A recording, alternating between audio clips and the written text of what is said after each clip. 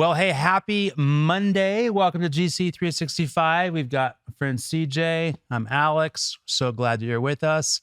It is Monday, December 13th. CJ, I just told you, so we can't forget. Shout out birthday to my mom. Happy birthday, Mom. I know that you're watching because it's your birthday and you know that your son's on here. So, of course, you're going to watch. So first one to say it, too. Right? That's right. Because it's up. Well, she's not an early riser. That's okay. So it's all right. Just send it to her early. And she's in Idaho, but it's all right. Happy birthday, Mom. Glad you're with us. Well, here we go, CJ. Yeah.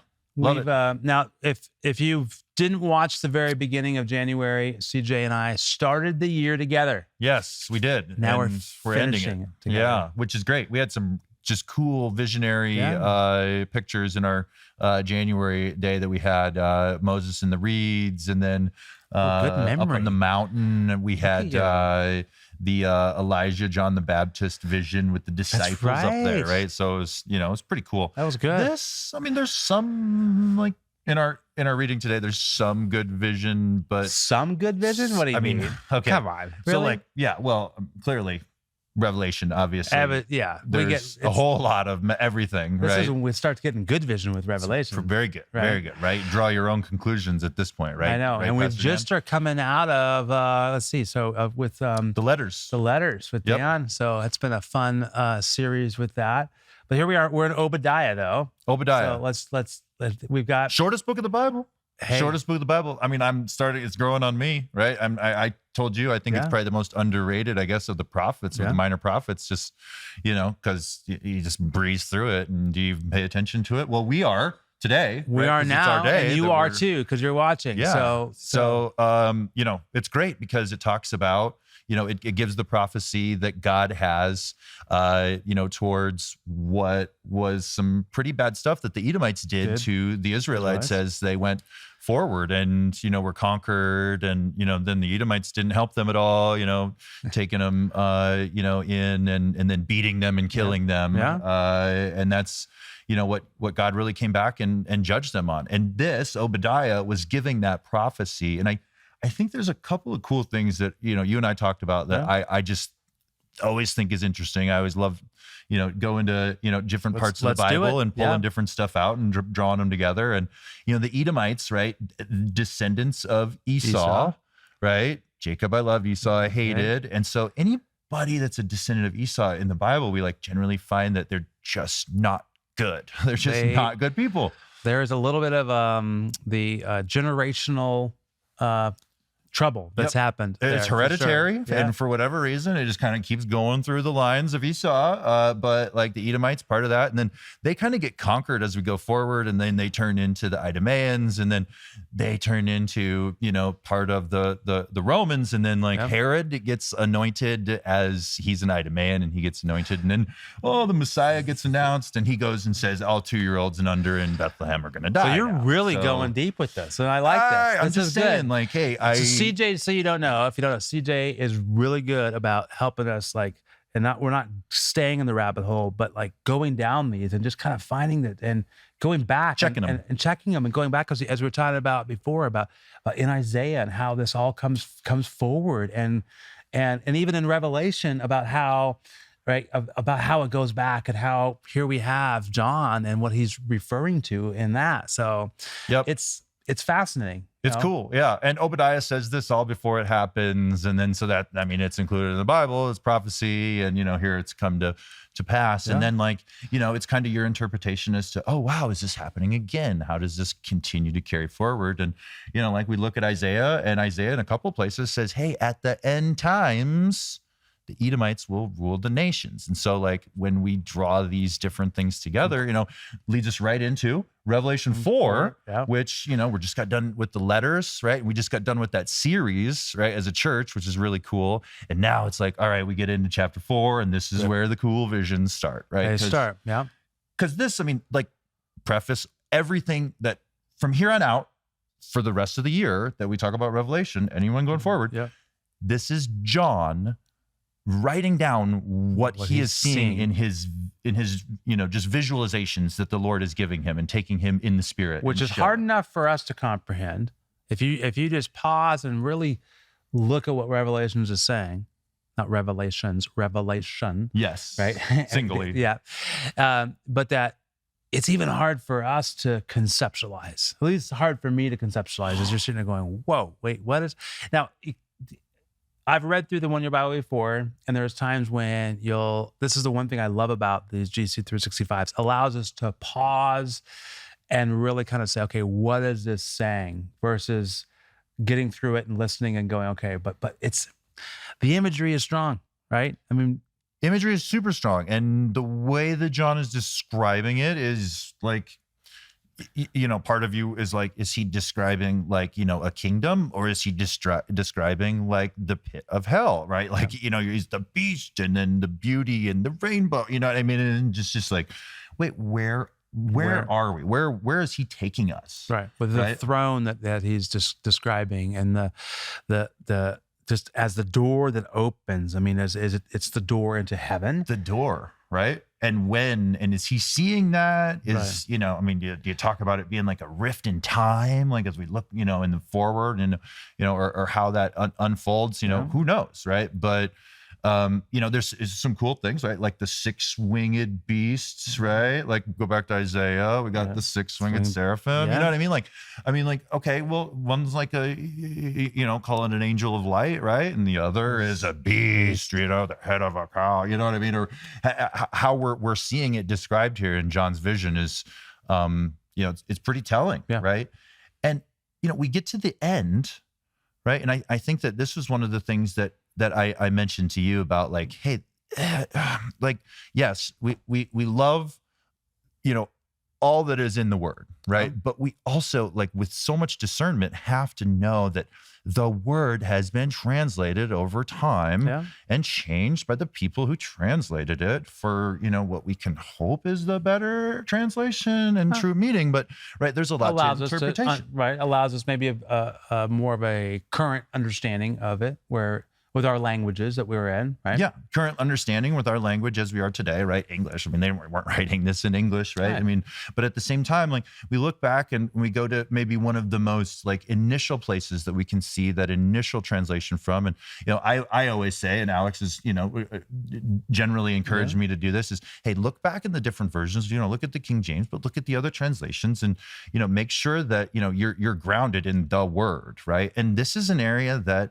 I just look at and I'm like, wow, the last verse, thou art worthy, O Lord, to receive glory and honor and power, for thou hast created all things, and for thy pleasure they are and were created, right? Like, thy pleasure isn't translated the same as you just read in your New Living Testament, or maybe a different version that you read. And I just, I took that as, hey, like, John is describing like what has gone on and everything being created for us, almost as a, hey, this is the riches of the world. Take this world's riches as you will, but know the real riches are the sacrifice that you're seeing here, right? And it's well, for the translation, if you're in the New Living, it says, you are worthy, O Lord our God, to receive glory and honor and power, for you created all things, and they exist because you created what you pleased, right? Versus at the very, because it's the last sentence that you're versus for thy pleasure they are and were created, right?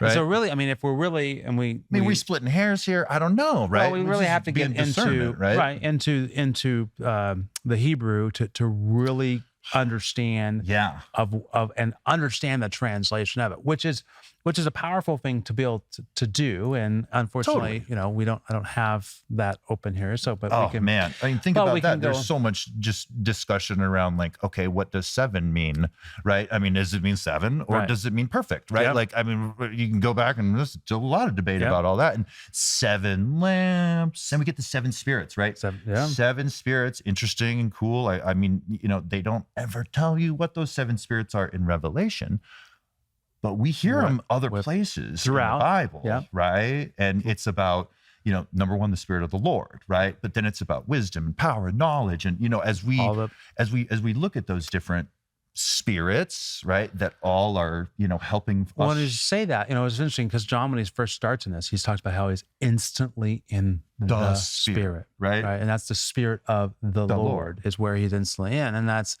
I believe it's one of those things that, again, it's being in the Spirit. Mm-hmm. Mm-hmm. Yep. Is for us to be in the Spirit is something that I would even say is culturally today we would take for granted, because it's something that you really have to.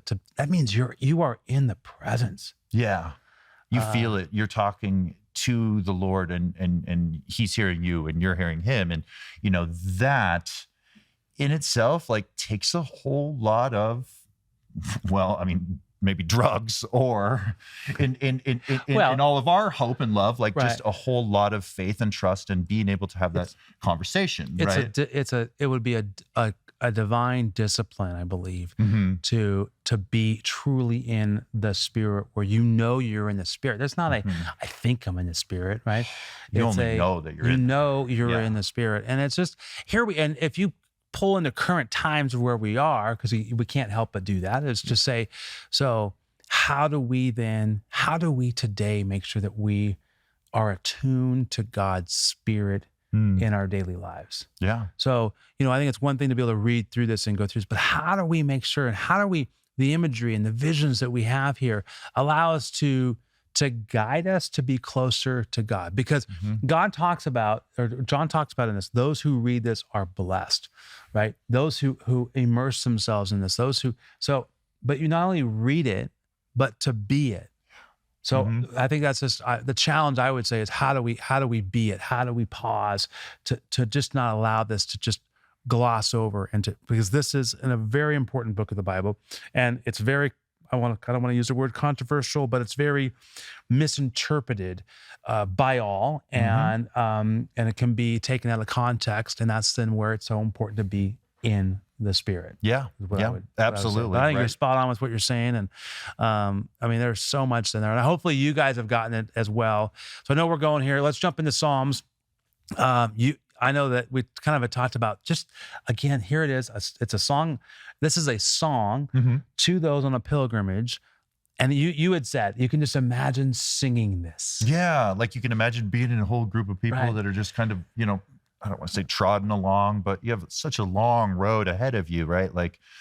Just think of our life today, right? Yep. Going forward, there's just such a long road ahead of so many different things, that we have as Christians that we know, are going to happen to us. And so, you combine a lot of those things, and, you think about this, and you think about, all right, boy, there's a lot of good descriptive words in this Psalm today. And, a lot of the good songs that David wrote are really cool. They are, right? And it's a journey, and we know where they're talking about where they're going. We, just as today, though, we don't know where we're going tomorrow. Just what does tomorrow hold, right? Yep. And there's a lot of uncertainty in it, but yet they're being led by God, right? Being led. They're trusting in the faith, and taking those steps forward, even though they don't know where they're going, right? Yeah.